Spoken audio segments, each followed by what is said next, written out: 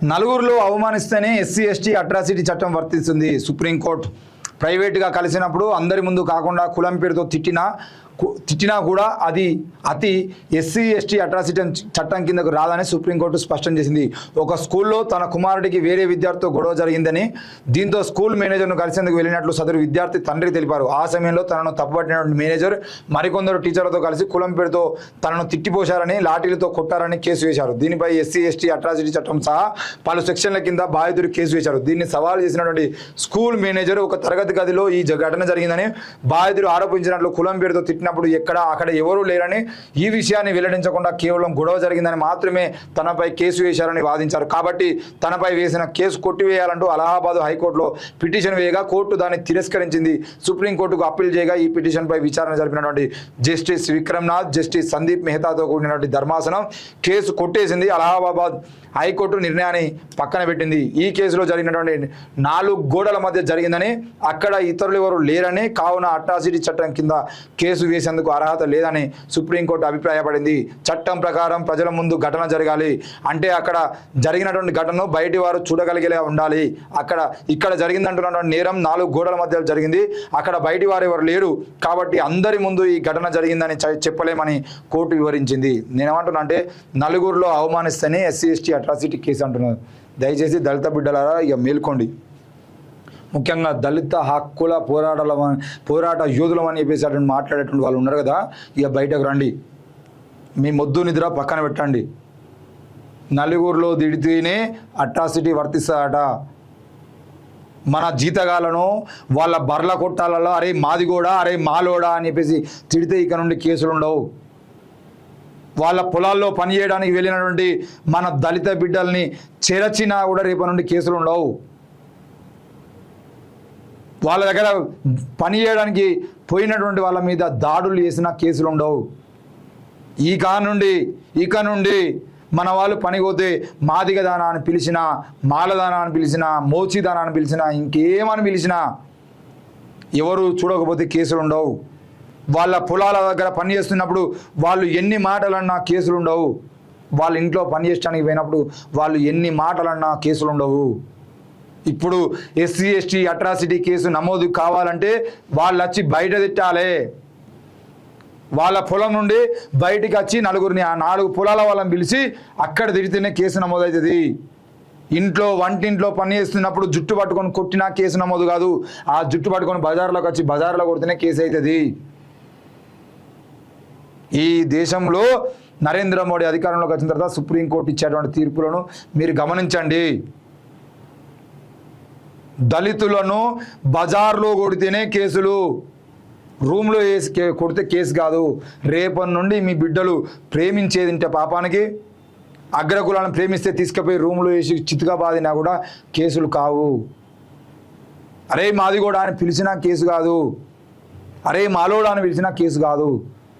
Case కావాలంటే నలుగురిలో పిలవాలి. కేసు కావాలంటే నలుగురిలో కొట్టాలి. ఇంతకన్నా మీ హక్కుల్ని ఇంకా కాలరాయడం అనేది ఏమి ఉండదు. ఈ ఒక్క తీర్పుతోని రేపటి నుండి అట్రాసిటీ కేసులన్నీ 90% పైగా అట్రాసిటీ కేసులన్నీ కొట్టివేయబడతాయి. ఇప్పుడు కూడా కళ్ళు తెరవకపోతే అట్రాసిటీ చట్టం రద్దు చేయబడుతుంది. ఆల్రెడీ ఇది ఒక రకంగా చెప్పాలంటే అట్రాసిటీ చట్టం రద్దుయే. రేపొద్దున 10 మంది విలమలు, 10 మంది రెడ్లు కలిసి, 10 మంది పద్మశాలిలో, 10 మంది గౌడ్లో కలిసి ఒక మాదిగ పిల్లగాన్ని పట్టుకొని కొట్టి తిట్టి ఏం చేసినా ఈ 10 మంది కలిసి మేమేం అనలేదు సార్ అని చెప్తే ఆయన కేసు పెట్టడానికి ఉండదు. దయచేసి అర్థం చేసుకోండి. ఇప్పుడన్నా కళ్ళు తెరవండి. అట్రాసిటీ చట్టాన్ని మొత్తం ఎక్కడికక్కడికి చింపేస్తున్నారు. చట్టం ఉంటుంది, హక్కులు ఉండయి. రాజ్యాంగం ఉంటుంది, హక్కులు ఉండయి. ప్రజాస్వామ్యం ఉంటుంది, ప్రశ్నించద్దు. ఇంతకన్నా రాజ్యాంగాన్ని ఆగం చేస్తూ ఉంటే, ఇంతకన్నా దారుణంగా హక్కుల్ని కాలు రాస్తూ ఉంటే ఇక ఎప్పుడు మనం తెరిచేది నోరు, ఎప్పుడు మనం తెరిచేది కళ్ళు? అట్రాసిటీ చట్టం రద్దు చేయబడుతుంది భయ్ డైరెక్ట్గా. ఇంతకన్నా వేరే ముచ్చటేం లేదు. అట్రాసిటీ చట్టం లేదు, ఇక ఉండదు. దళిత మహిళ మీద చేసినా కూడా కేసులు కావు. దళిత మహిళలను కొట్టినా కూడా ఆ కేసులు ఉండవు, నలుగురిలో కొట్టిరా అని అడుగుతారు ఫస్ట్. ఇంకా 4 రోజులు పోతే మిమ్మల్ని రేపేసిండు, అవునా ఎంతమంది చూసిరు అని అడుగుతారు. అంత దిగజారిపోతూ ఉంటే, కోర్టు తీర్పులే అంత దారుణంగా వస్తూ ఉంటే ఎప్పుడు మనం ప్రశ్నించేది? ఇంకెప్పుడు మనం ప్రశ్నించేది? అట్రాసిటీ చట్టం రద్దు చేయబడ్డది. ఇక లేదంటే మీరు మళ్ళీ పోరాటాలు చేసేటువంటి పరిస్థితులు, ఇక ఇట్లా పోరాటాలకు ఆల్రెడీ అలవాటు పడ్డాం సుఖాలకు, కాబట్టి పోరాటం చేసేటువంటి పరిస్థితులు ఏం లేవు. కాబట్టి దయచేసి ఈ నుండి మీ వాళ్ళు మీటింగ్లు పెట్టి చెప్పండి, మిమ్మల్ని ఎవరన్నా కొడతా ఉంటే వెంటనే బయటకు పరిగెత్తుకుంటూ రండి, రోడ్ల మీద మొత్తుకోండి. లేదంటే మీరు మీతో పాటు ఎక్కడికి పోయినా ఒక 4 తీసుకోపోండి, 4 కులాల వాళ్ళను. మీరు కనుక జీతం ఉండేది ఉంటే ఆ దొరల గడిలో సీసీ కెమెరాలు మీరే పెట్టించుకోండి, లేకపోతే మనల్ని కొట్టినా కూడా సాక్ష్యం ఉండదు అనేటువంటి విషయాన్ని చెప్పేటువంటి ప్రయత్నం చేయండి. ఎట్లాగో వాళ్ళకు వ్యతిరేకంగా మనం మాట్లాడలేం, ఈ తీర్పులకు వ్యతిరేకంగా మనం కొట్లాడలేం.